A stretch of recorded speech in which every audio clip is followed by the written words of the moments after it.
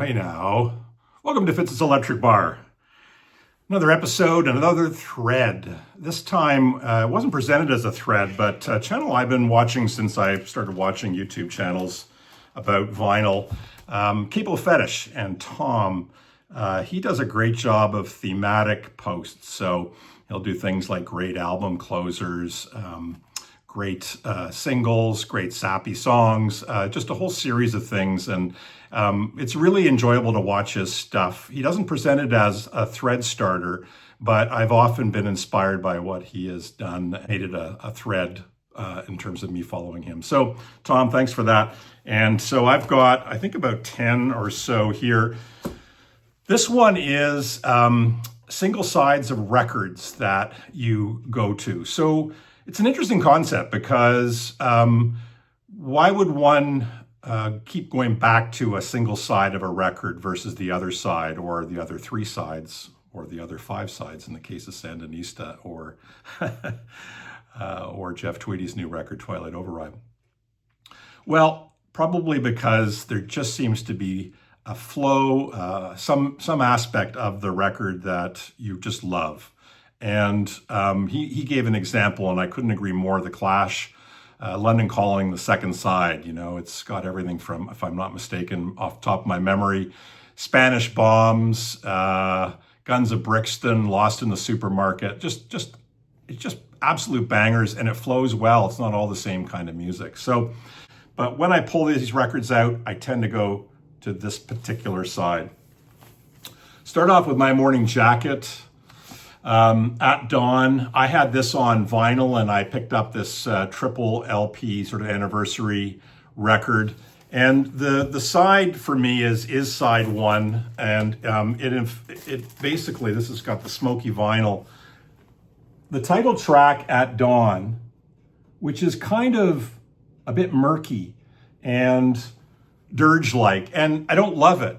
But it actually sets up the whole rest of the side of the record beautifully. Coming out of a dirge, beautiful singer-songwriter stuff. Low Down, the way that he sings, and then the kind of folky nature of Death is the Easy Way. Those three songs are so good. Side one of My Morning Jacket, At Dawn, so good. Another record that I absolutely love, Miles Davis, Sketches of Spain.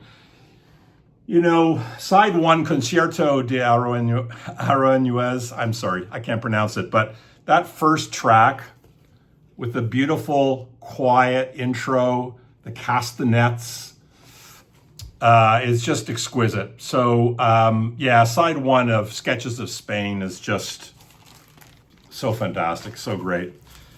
Another record that was basically an intro for me to Lou Reed would have been Transformer. This is probably his most famous or successful record, and much of it probably because of, look at that ring reflection, because of Walk on the Wild Side. But side one is really wall-to-wall fantastic. So Vicious, You Hit Me With a Flower, You Do It Every Hour, is very campy. Andy's Chest is this bizarre, psychedelic kind of song, and it's about Andy Warhol.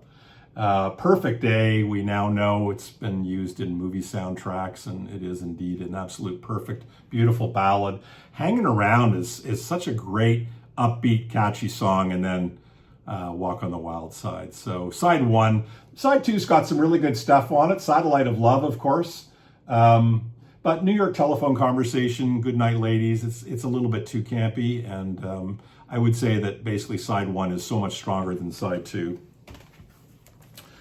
Another record that I guess really the whole thing flows well, but I would say side one is my go-to, which is Brian Eno, produced by Daniel Lanois, and Roger Eno, played by Brian Eno, Daniel Lanois, and Roger Eno, and the Apollo soundtrack, famously created to be the soundtrack to the Apollo missions, I think the landing on the moon, to replace the kind of boring narrative of the TV talking heads over top of what was an historic and absolutely astonishing achievement of mankind. So this one, Atmospheres and Soundtracks, That first side, can't tell you how many times I woke up to the record going tick, tick, tick at the end of side one.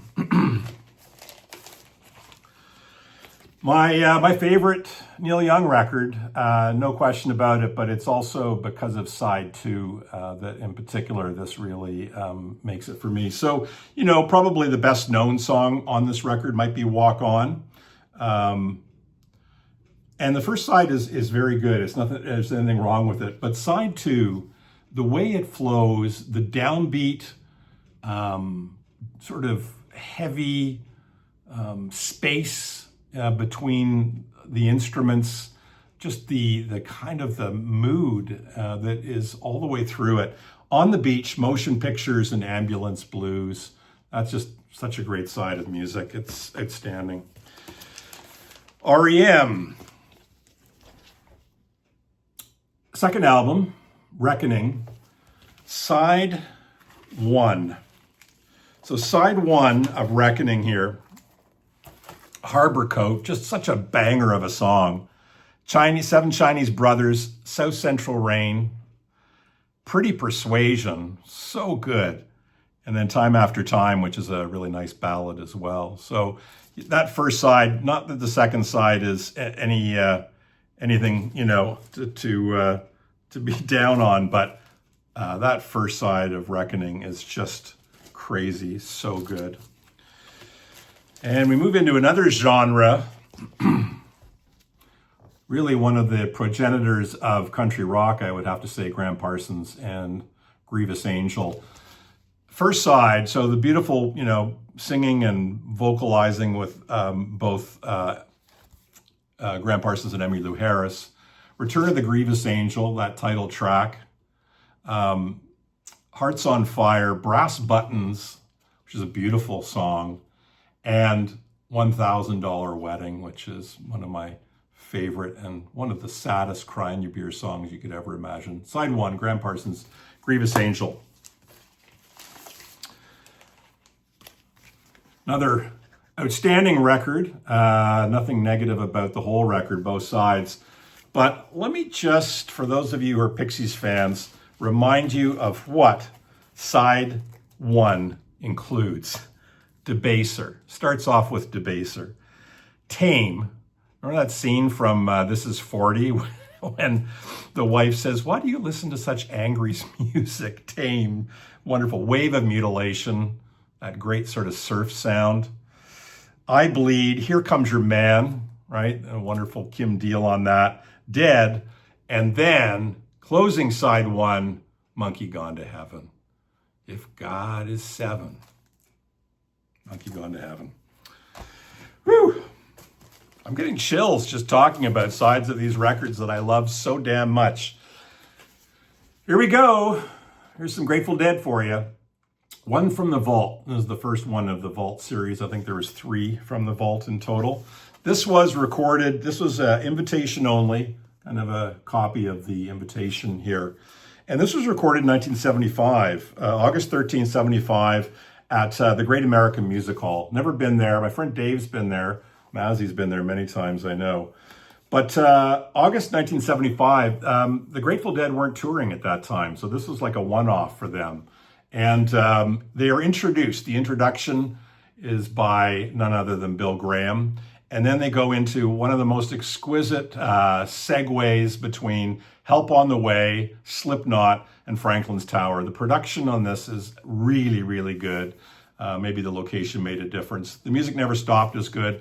But that introduction, when he introduces each member of the band, and they come in with their instrument, and then it builds, and it goes right into Help on the Way. So good. What a great side of music. Sometimes a side of music is so good because the first song is so fucking incredible that it declares itself. And when you pull this record out, you go, I have to hear that song. And then you let the whole side run through. Not that the rest of the side isn't fantastic and stellar, but Iggy and the Stooges, Funhouse. That song, of course, is Down on the Street. That dirty, grimy, the howling, just the bottom end, the guitars, everything about Down on the Street to me screams rock and roll. And it is so fantastic. And of course, you've got Loose, which is also amazing. TVI, the cat's got a TVI on me. And then Dirt, nothing but dirt. The whole side is great, but I'll be honest with you, Down on the Street is really one of the greatest rock and roll songs that have ever been recorded. And so I go to that side for that song. This one really was a turning point for this artist. And it's so long ago now. He's had so many turning points, or at least, different directions for his music. But it's Elvis Costello and the Attractions' Imperial Bedroom. And talking about side one, side two is an excellent, this is such a stellar record. But side one, it's kind of a little bit like that, the Iggy Pop and Iggy Stooge and the Funhouse, down the street. So it opens with Beyond Belief. History repeats the same conceits, the glib replies, the same defeats. He's just barely getting the words out. The song moves forward so fast. And the rhyming and the wordplay and it's just fantastic, Beyond Belief. Tears Before Bedtime's good tune. Shabby Doll, excellent, really, really good. There was a 12-inch of that, which is quite a different kind of version of that, but I love that. Long Honeymoon's good. Man Out of Time. That opening bit where he's just kind of screaming, and then it just goes into this exquisite, beautiful sort of semi-ballad, Man Out of Time. Of course, the classic Almost Blue, so good that Chet Baker covered it. And I think Chet plays trumpet on it here. Maybe not. I think he plays, I get confused. Chet Baker played trumpet on, I think, Shipbuilding, if I'm not mistaken. I'm not sure if he actually played on Almost Blue, but he did perform Almost Blue in this latter part of his career. Almost Blue, great. And then And in Every Home, another gorgeous ballad with orchestration produced by Jeff Emmerich. He, the engineer of the Beatles. A great album. And then Van Morrison. This is an outstanding album. His collection of his discography is so full and so big. Things sometimes get lost in the weeds. Sometimes people will go like Common One, and I didn't realize how good that was. Or some of his sort of late 70s, early 80s, Inarticulate Speech of the Heart, or Wavelength and things like that.